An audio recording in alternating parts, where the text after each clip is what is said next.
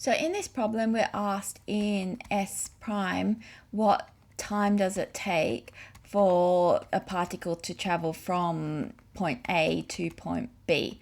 So what we're trying to calculate is the time of arrival minus the time that it leaves. So this is what we need to find.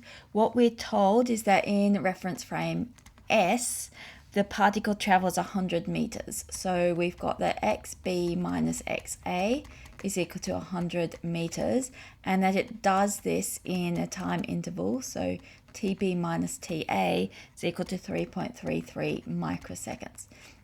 Now we're told that frame S prime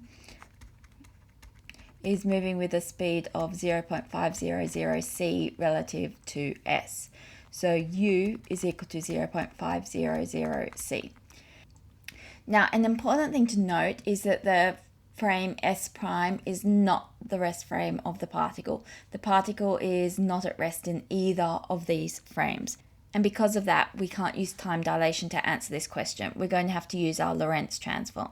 So our Lorentz transform for time is that in the primed frame, the time is equal to t minus ux on c squared over the square root of 1 minus u squared on c squared. So we can say, well, tb prime minus ta prime is going to be equal to, we've got 1 minus u squared on c squared on the bottom, that's this one. And then on the top, we'll have tb minus ta.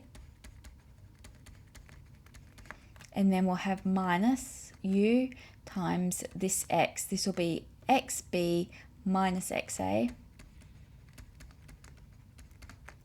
over c squared. So now we can substitute numbers in. We've got tb minus ta is 3.33 times 10 to the minus 6.